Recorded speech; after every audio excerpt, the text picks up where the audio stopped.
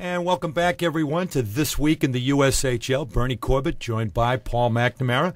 And I want to thank our first guest, Jimmy Mullen, from the Fargo Force out in North Dakota, and for his heroics in scoring the game-winning goal at the World Junior Challenge. For the third year in a row, the U.S. brings home the gold medal, and they bring it home with not one, but 22 USHL players, and all three of the coaches coming from the USHL ranks. So congratulations once again to Jimmy and Team USA with their gold medal performance.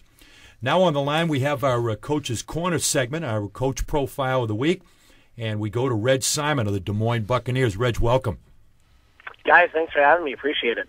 Always a pleasure to have an opportunity here to talk to not only a coach in the USHL, but you also had playing experience in the USHL. And I guess the first question that comes to mind, Reg, is how you've seen the league evolve from your playing days to the league that you coach in now.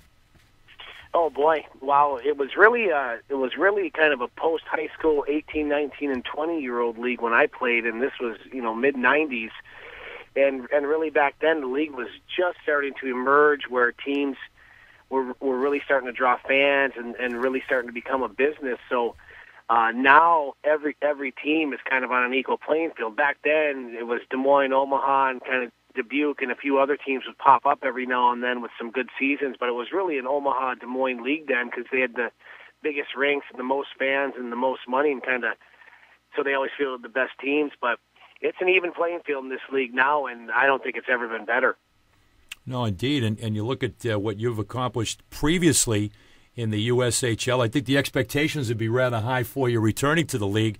The fact that in your first tour of duty, you brought the team to the Clark Cup title. Just to talk a little bit about the Bucs tradition with that team, you had some pretty big names on that team in terms of NHL drafts from the 2006 draft year.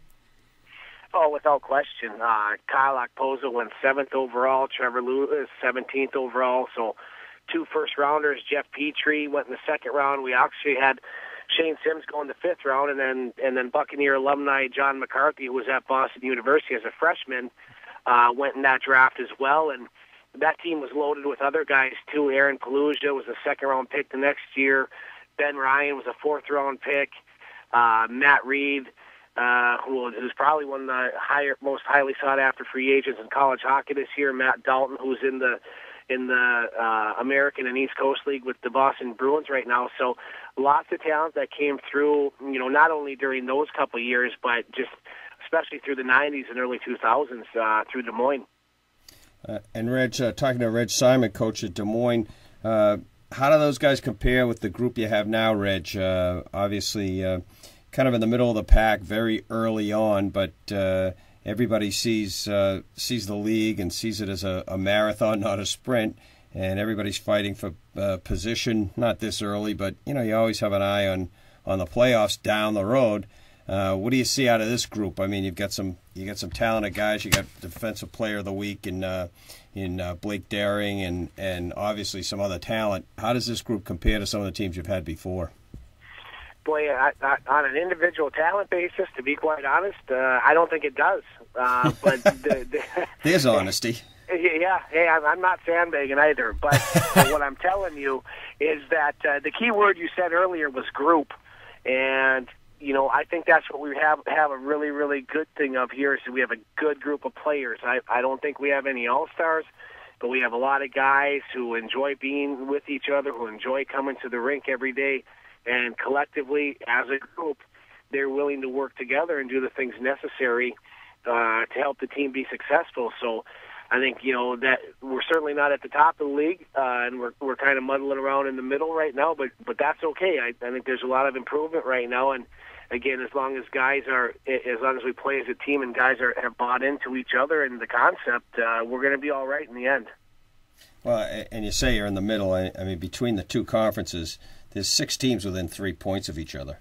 In terms of Dubuque's a little out in front. I don't know the result of today's game, Omaha and Muskegon, but Dubuque with 19 points and 3 teams with 18, and you guys not far behind with 16. Yeah, well, I think that's a testament to the league itself and the draft in the league. So it's an even playing field, and everybody has the access to the same pool of players. I think it's a testament to the coaches and staffs as well. No, I'm just back this year, but there's so many guys, Mark Carlson, Cedar Rapids, PK O'Hanley, Waterloo, Bliss Littler, Omaha, I could go on and on, but guys that have been in the league a long time now, where they're solidified, their scouting staffs and coaching staffs know what kind of players they want, and those guys are pretty dialed in right now, and it's such a rat race with those teams that you're just fighting to keep up and trying to get a little bit ahead. It's always a struggle. Yeah, that struggle is a great word for it. And Reg, just to change gears a little bit here, can you talk about some of your guys and where they've got commitments this year? Whenever we talk to any of the coaches in the league, we like to kind of highlight the kids that have made decisions about where they're going to be next year, or in some cases the year after. Can you go down maybe 4 or 5 of those kids on your team? Sure. Peter Stojkovic, who's actually NHL draft pick by the Atlanta Thrashers, is committed to Colorado College. So very, very grateful that the Thrashers had enough, belief in our organization and the USHL that they'd let a drafted player stay and develop in this league before going to college. Ethan Prowse, a defenseman, committed to St. Cloud State. Connor Kucera, Bowling Green State University. Cal Dukowski, who's a nifty little centerman, is committed to Minnesota Duluth. Mitch Kane, good, big, rugged, typical second, third line, two-way centerman, is committed to Bemidji State. So we've got a good mix amongst all those guys, and I think we're at about 9 commitments right now. But by the end of the year, we'll probably be, if my past experience serves me right, we'll probably be about 17 or 18 guys out of 23 committed by the time the season's over. That's pretty good. Reg, do any of your kids know, have they seen a map? Do they know there's 3 D1 leagues east of the Mississippi? You know what? I don't know. It's funny how the recruiting goes. I'm not sure if it has as much to do with this league as much as it has to do with where those players are from originally, right? And just kind of the hockey that they grew up watching. Like, believe me, I want guys who can play in Hockey East and ECAC as much as I can the CCHA and WCHA. Yeah, spread the wealth. And interesting to know, Coach, what you've done this season. Only 6 players on the roster with previous experience in the USHL last year, and only 3 of them played a full season. And wanted to note the fact that there were several players expected to be on your roster that for one reason or another are not on your roster right now. And I know right at the top of that list I got to mention is a guy named T.J. Tynan, and I had an opportunity to see him play early on against Boston University for Notre Dame, and he is a very, very clever offensive player, not big, but very, very talented. And I think it's really a testament to what you and your coaching staff has done with what you expected to have on your roster and what you have on your roster and what you've accomplished so far. And it looks like it's a case of you guys should just kind of stick with the plan and stick with the system and stick with the program, and things will pay off. Well, I think so. I mean, does it hurt that a young man like T.J. Tynan isn't here who could potentially have led the league in scoring? You know what? Sure it does. But you know what? You play the hand you're dealt, and we haven't looked back from that. And I think, probably coming in from day one, and it's a lesson that most players coming to this league need to learn, is that they have a definition of what they think hard work is, and I have a definition of what hard work is. Right. And I think that's part of getting out to a good start is making all those guys acclimate to what your expectations are, and especially with the lack of returning players here, I didn't look at that as a negative. It was okay. You know what? We don't have so many guys here where they're kind of ingrained into the old ways. Hey, we have a chance to go in and take a young group and mold them to how we want. And I think, again, there's that word group, but the group mentality in our locker room and in this organization right now is that we're going to do it together. And once we got everybody on the same page, it enables us to have success on the ice. No, indeed. You guys are going to be on the road this weekend. You're going to be facing Green Bay, and Green Bay's a team that's had some success in recent years, so a big challenge for you making the trip this weekend. Oh, without question. It's a 7-hour ride up there, so not too long, but nonetheless challenging enough. And they're the defending Anderson and Clark Cup champions, and they're going to have that label all year. And They came in here early, and we were fortunate enough to beat them.